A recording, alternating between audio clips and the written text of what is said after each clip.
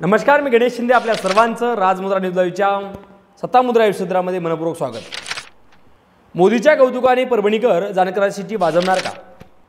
रासपचे महादेव जानकर यांना परभणी लोकसभा मतदारसंघातून निवडणूक लढवणे आणि प्रचार करणे अवघड झाले आहे. मराठा आरक्षण विरोधातील लढ्यामध्ये ओबीसीच्या एल्गार मेळाव्यामध्ये जाऊन केलेली भाषणं मराठा समाज विसरायला तयार नाही. त्यामुळं जानकर यांना मराठा समाजाकडून वारंवार विरोधाचे प्रकार समोर येत आहेत. सुरुवातीला स्थानिक विरुद्ध बाहेरचा असा झालेला प्रचार, त्यानंतर मराठा व ओबीसी मताची फाळणी करून होणारे ध्रुवीकरण आणि आता शेवटच्या टप्प्यामध्ये परस्पराशी मतपेटी फोडण्याचे होत असलेले जोरदार प्रयत्न. अशा पद्धतीने परभणी लोकसभा मतदारसंघामध्ये महायुती व महाविकास आघाडीचे उमेदवार राजकीय अस्तित्वासाठी प्रयत्नाची शिकस्त करताना दिसत आहेत. मतदान आठवड्यावर आलेले असताना जातीय समीकरणाची आकडेमोड आणि फेरमांडणी सुरूच आहे. परभणीत माध्यमाशी बोलत असताना महादेव जानकरांना मराठा समाजाच्या तरुणांनी घोषणाबाजी करून जाब विचारला होता आणि हा प्रकार ताजा असतानाच पालम तालुक्यातील भोगाव येथे प्रचाराला गेलेल्या जानकरांना मराठा आंदोलकांनी गावात प्रवेश करू दिला नाही. गावाच्या वेशीवर अर्धा तास जानकर गाडीत बसून होते आणि त्याचबरोबर असलेल्या महायुतीचे पदाधिकारी नेते मराठा आंदोलकांची समजूत काढत होते, पण ते ऐकण्याच्या मनस्थितीमध्ये नव्हते. एक मराठा लाख मराठा घोषणा सुरू होत्या आणि तरुण हटायला तयार नव्हते. तेव्हा जानकरांनी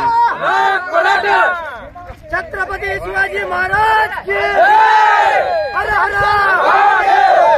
एक मराठा पाटील तुम आगे बढ़ो, हम तुम्हारे साथ हैं. छत्रपती संभाजी महाराज तरुण हटायला तयार नव्हते. तेव्हा जानकरांनी आम्ही गावात प्रचार करणार नाही, फक्त आम्हाला गावातील मंदिरात जाऊन मारुतीचे दर्शन घेऊ द्या अशी विनंती केली.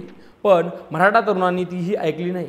मराठा समाजाला सरसकट ओबीसीतून आरक्षण मिळाल्याशिवाय तुम्हाला गावात प्रवेश नाही म्हणजे नाहीच अशी आक्रमक भूमिका तरुणांनी घेतली. अखेर महादेव जानकर व त्यांच्यासोबत आलेले पदाधिकारी कार्यकर्त्यांना माघार घ्यावी लागली. त्यांनी आपल्या गाड्या मागे घेत गावातून बाहेर जाणे पसंत केले. महादेव जानकर यांना महायुतीचे परभणी लोकसभा मतदारसंघातून उमेदवारी जाहीर केल्यानंतर ते प्रचाराला लागले आहेत आणि प्रचारादरम्यान जानकरांना चांगला प्रतिसाद मिळतो आहे. परंतु मराठा आरक्षणावरून समाजामध्ये असलेली संतापाची लाट अजूनही कायम असल्याचे त्यांना ठिकठिकाणी होणाऱ्या विरोधावरून स्पष्ट होते आणि मराठा समाजातील विरोधामुळे मराठा समाजाच्या मताचे विभाजन झाले पाहिजे यासाठी देखील हालचाली सुरू झाल्या होत्या. त्यामध्ये वंचित बहुजन आघाडीचे उमेदवार पंजाबराव डक, माजी मंत्री गणेशराव दुधगावकर यांचे चिरंजीव समीर दुधगावकर, स्वाभिमानी शेतकरी संघटनेचे किशोर ढगे, तर मराठा आंदोलक कार्यकर्ते सुभाष जावळे यांच्यामुळे देखील मताचे विभाजन होणार असल्याची भीती महाविकास आघाडीमध्ये आहे. याआधी परभणीमध्ये माध्यमांना बोलताना असतानाच मराठा तरुणांनी घोषणाबाजी करत जानकरांना मराठा आरक्षणाला पाठिंबा द्या, मनोज जरांगे पाटील यांची SIT चौकशी बंद करण्याची मागणी गृहमंत्री तथा उपमुख्यमंत्री देवेंद्र फडणवीस यांच्याकडे करा असे म्हणत तर आम्ही तुमच्या पाठीशी राहू अशी भूमिका घेतली होती. यावर मी दिल्लीत खासदार म्हणून गेल्यावर मराठा समाजाच्या आरक्षणासाठी घटनेत बदल करायला लावू असे आश्वासन देत जानकरांनी स्वतःची सुटका करून घेतली होती. त्यानंतर मागेच पालम तालुक्यातील भोगाव येथे त्यांना मराठा समाजाच्या रोषाला समोर जावे लागले. आधीच जानकर यांच्यावर बाहेरचा उमेदवार म्हणून टीका केली जात आहे आणि त्यात मराठा समाजाचा होणारा विरोध याच्यासाठी डोकेदुखी ठरत असतानाच आज पंतप्रधान नरेंद्र मोदी यांची परभणीत जाहीर सभा संपन्न झाली.